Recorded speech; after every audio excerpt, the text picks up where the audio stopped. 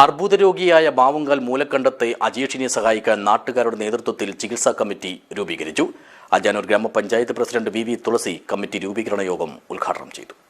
This news sponsored by Yenepoya speciality hospital, Kodialbail, Mangalore.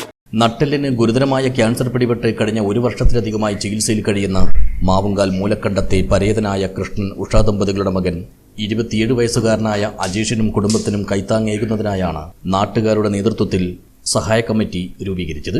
ഉള്ളതെല്ലാം വിറ്റുപെറുക്കിയും കടം വാങ്ങിച്ചും 10 ലക്ഷത്തോളം രൂപ ചെലവഴിച്ചാണ് അജീഷിന്റെ ഇതുവരെയുള്ള ചികിത്സ മുന്നോട്ട് കൊണ്ടുവന്നത്.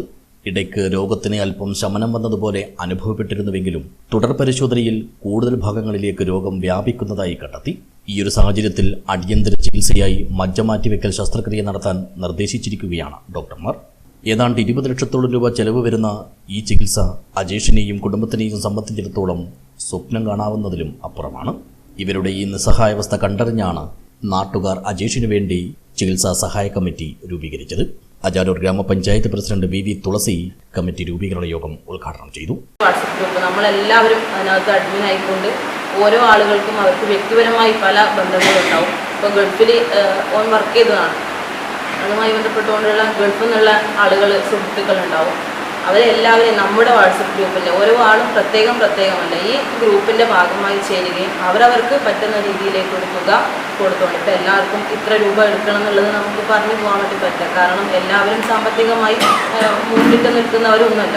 എങ്കിലും ഒരു ജീവനാണ് നമ്മുടെ മുന്നിൽ നിൽക്കുന്നത്. ആ ജീവനെ സംരക്ഷിക്കാൻ നമുക്ക് എല്ലാവർക്കും ഉത്തരവാദിത്വമുണ്ട്. അതിൻ്റെ ഭാഗമായി ഒരു ഗ്രൂപ്പ് ഉണ്ടാക്കുക, അതിനൊരു ചെയർമാനും കൺവീനറും ഉണ്ടാക്കി പോകുക, ഒരു ട്രഷറി ഇത് കൈകാര്യം ചെയ്യാൻ വലിയ തുകയാണ്.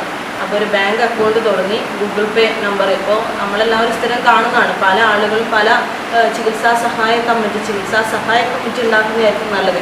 കാരണം അവരുടെ മൊത്തം ചെലവും ചിലപ്പോൾ നമുക്ക് വഹിക്കാൻ വേണ്ടി പറ്റിയില്ലെങ്കിലും ഒരു തുക സമാഹരിച്ച് അവരുടെ ജീവിതത്തിലേക്ക് തിരിച്ചു കൊണ്ടുവരാൻ ആവശ്യമായിട്ടുള്ള പ്രവർത്തനത്തിലേക്ക് നമ്മൾ കടക്കണം. ചടങ്ങിൽ പഞ്ചായത്ത് വൈസ് പ്രസിഡന്റ് മൂലക്കണ്ടം പ്രഭാകരൻ അധ്യക്ഷനായി. ഗദ്ദാഫി മൂലക്കണ്ടം സ്വാഗതം പറഞ്ഞു.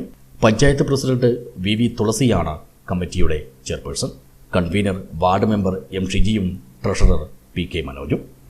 News bureau, Kanhangad.